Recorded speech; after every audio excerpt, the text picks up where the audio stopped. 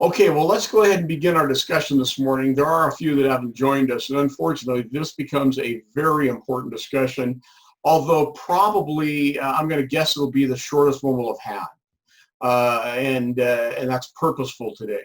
What I want to do is go through and look at a spreadsheet example of the share repurchase issues we were dealing with a few days ago, okay?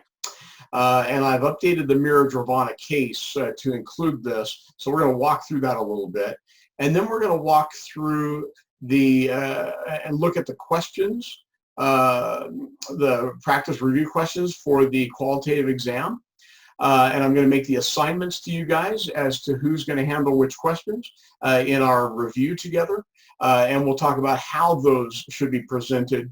And then we'll be done. With the exception of any other questions you might have. But before we go there, do you have any questions with respect to problem sets, assignments that you're working on at the moment? I have one for the last question of the ICP.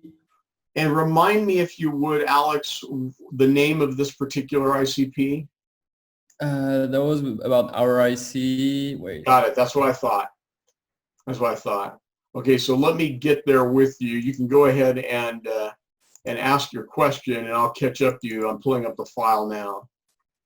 Yeah, so my question was just to have your opinion about the last question, because there is no answer in the solution for that. Yeah. So, I was kind of confused with the question, so just to know like what you expected of us on this question. Okay. So it was probably a confusing question on purpose, believe it or not, because it will have been one of the last things you'll have dealt with prior to dealing with this qualitative or interpretive exam. So I'm going to my set. So is this question number 6? It says, given the values you calculated for number 5, what might you have to say with respect to the robustness and consistency of the firm's ROIC? Yep. Yes. Okay, all right. So I'm going to share my screen with you. And you should now see what I'm looking at, of course. So talk to me for just a brief moment about what we're seeing here in returns with respect to the return on invested capital. What do you notice? And what condition does this infer? Constant returns to scale. Constant returns to scale, exactly. Now remember that there are 2 conditions that must be present for constant returns to scale to be in effect. One is that the firm's revenue growth and the growth of the firm's expenses must be directly correlated, and they must be the same growth rate, okay? That by itself isn't enough. The second is that the growth rate of the firm's capital components, which would be embodied in invested capital, the growth rate of the firm's capital components must also be growing at the same rate as revenue. So you have to have both conditions met, and when both those conditions met, that means no plat is growing at a constant rate, and that it's the same rate that invested capital is growing. So that means that ROIC is constant. And when you see a constant ROIC, you know that both of those conditions have been met, okay? So coming back to this, what do we think about this? Is it realistic or even expected for a firm to have a constant return on capital? Or what might we make an argument to the contrary? Well, especially in this case, because we're forecasting for 10 years, you can pretty much guarantee that none of these are going to be close to what your 10-year forecast looks like. Okay, so the veracity of our forecasts certainly start to come into question here after about year 3 or year 5, right, Will? Okay, so I think that that's a fair statement. What else? To me, the biggest thing and this actually all goes back to question 2, and the realignment of assets. In the description, it talks about how market analysis estimated that the realignment of our non-operating assets would increase sales by 5%. But my whole point, what I did with that question is I basically rearranged it, and I just said if we transferred the non-operating assets to operating assets, if we're assuming a return on scale, then the increase to revenue should have been 1.75% or something in that range. And so either that forecast is incorrect, or there has to be some assumption of increasing returns to scale for 5% to come out of 180 in assets.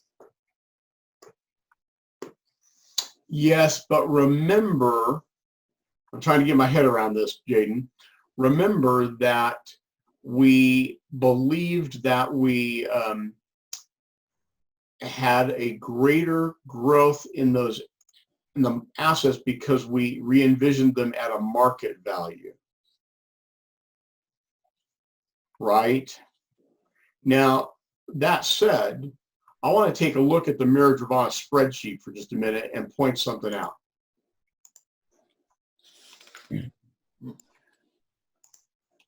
Okay, we're going to be in this spreadsheet a couple of times together today. And one of the things I want to point out to you that I have changed from the last time you saw this is, remember how we said that the market had dramatically overpriced the common stock and the preferred stock compared to how we valued the common and preferred. You might remember that we had a 4 1/8 price on the common and a 2 1/2 price on the preferred, but we had estimated a $1.70 value on the common and an 85-cent value on the preferred. So based upon those, the market had dramatically overvalued or overpriced the common and preferred stock, which was kind of interesting because we then got to talk about what that represented, the dynamics of that and such. For today's discussion, I've gone ahead and realigned the common and preferred price, and I just did these by pulling these numbers out of the air, okay? In part because it's not realistic that the price and the value should be so disparate as they were as we were looking at this before. So I said, okay, well, what if we have a $2 per share common price and a $1 per share preferred price, which is not unrealistic given the other numbers we've been seeing. So know that as you see some of this, that those values may come back at us and we may have to think about them again. But now let's look at where we're at in this scenario where we have our valuation without adjustments. Now there are a couple of things present here that were not present in that case that we were looking at, the problem set, such that we've got ROIC at 17.6% rather than at 14, whatever it was, okay? But we still have a constant ROIC. Think about the effects of our adjustments. I'm going to look at the adjustments in a moment. You'll remember that we put together a little panel down here of potential adjustments, and those adjustments affected all of our expenses, of course, but because a sales revenue was part of this and there was a revenue adjustment, it also affected our invested capital, our net working capital. Would you expect that when we impose these adjustments that ROIC will continue to be constant, or do you expect that we'll see a change in it?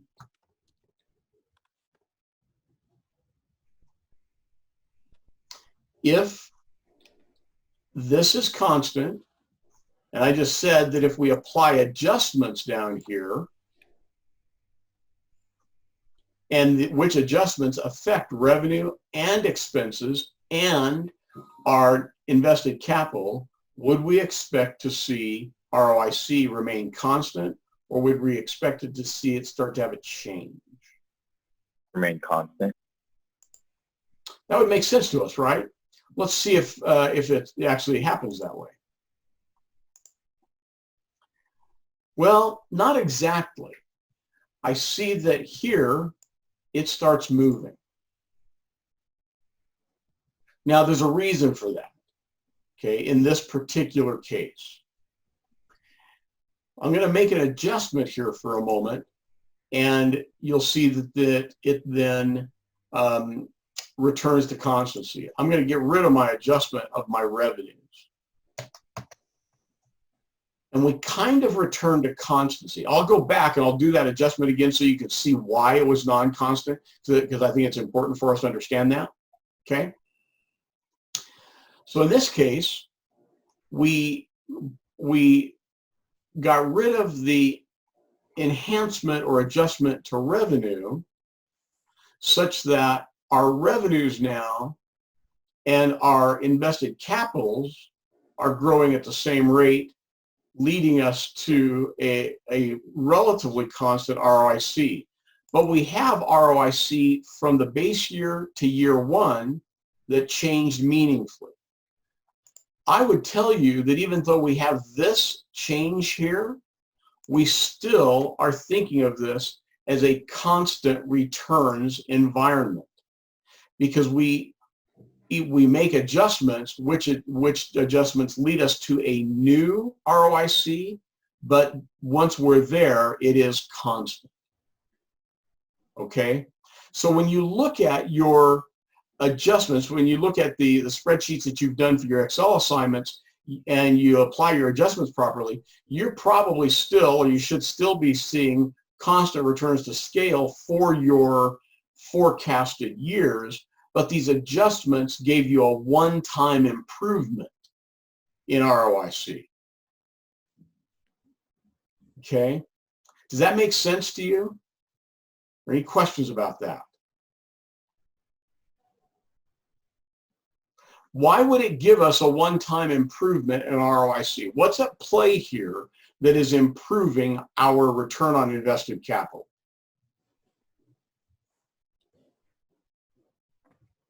Well, we're adjusting our expense, like we're making improvements to expenses from the year given to the forecasted years. So immediately starting in the forecasted years, it's going to be better. But since the adjustments remain constant over the forecast, it's going to remain constant thereafter. You're exactly right, Jaden. So think about this. There are two components to return on invested capital, right? And those components are no plat and invested capital.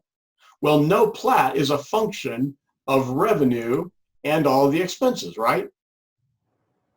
And if those are changing in relationship to each other during our forecast,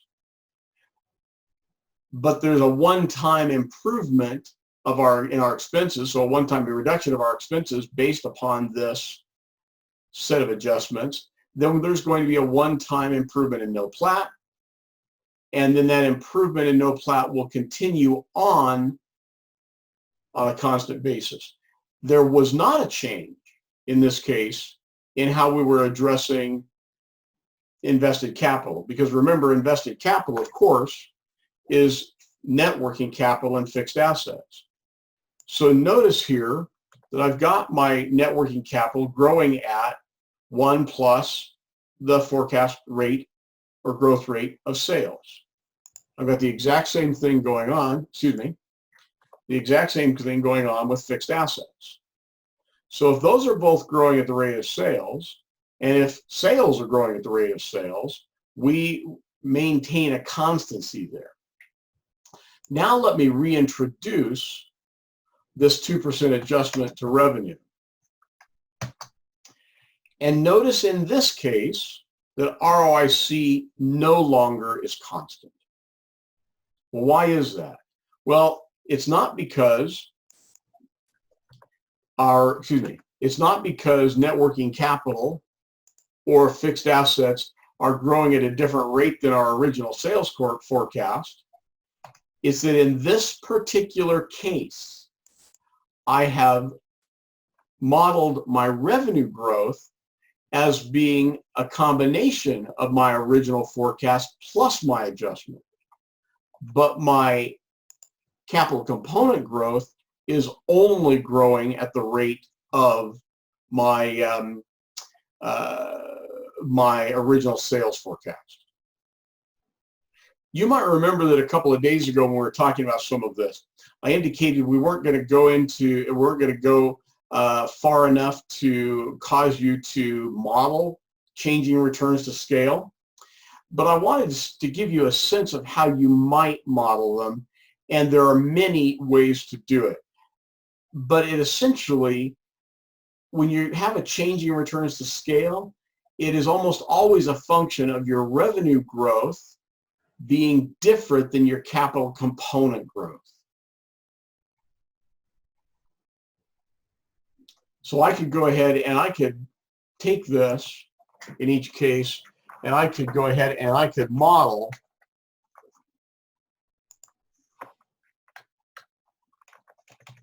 that I've got, go back to constant returns across the board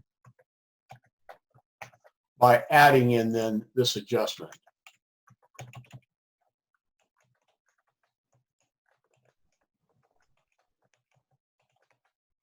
And doing so, I return to constancy over here. So now if you look at it, my growth factor for my capital components is identical to the growth factor for my revenue component. So anytime you see changing returns to scale, you are seeing revenue growth at a different rate than capital component growth. Okay. Any question about that at the moment?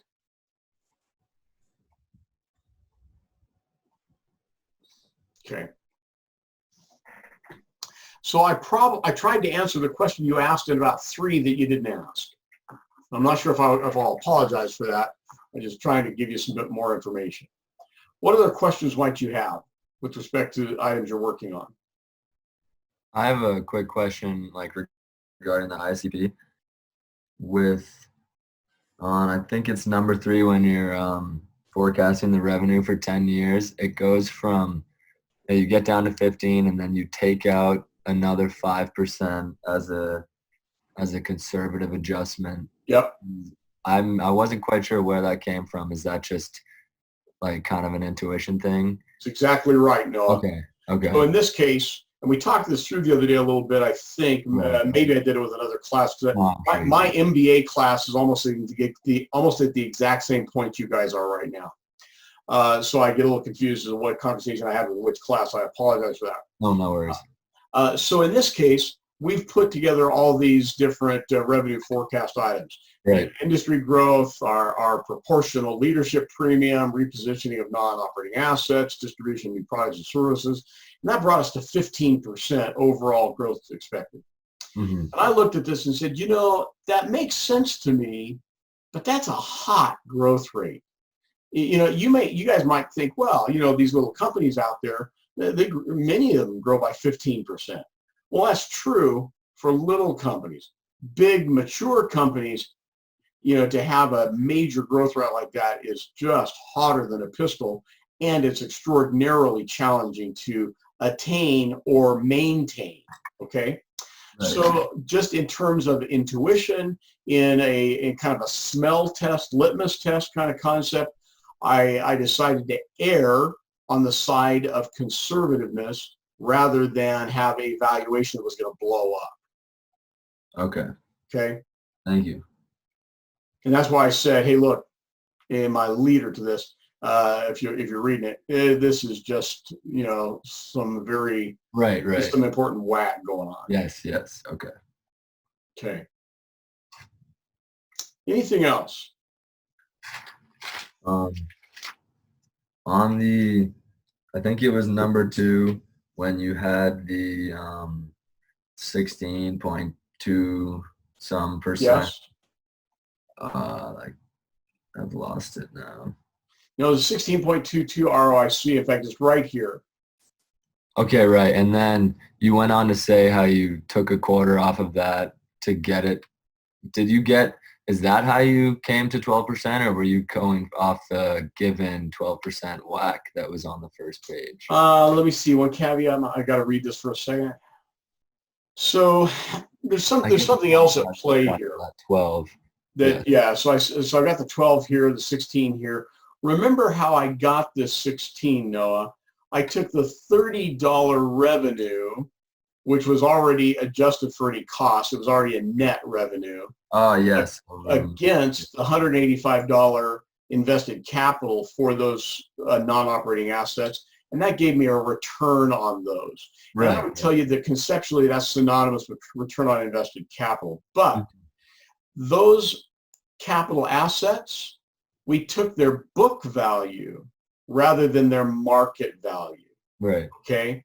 So I would expect that if I was going to apply their market value instead, it would reduce the return because it would increase the denominator of the equation I'm using. And then we go into this whole discussion about, okay, so how do I find their market value? And so I go ahead now and find their market value. Okay. And that's what I do in the remainder of this. Okay. And the market value I find for them is just a back of the napkin basic rough assessment or estimation of what that market value could possibly be using one of the various model forms we might consider. Right, okay.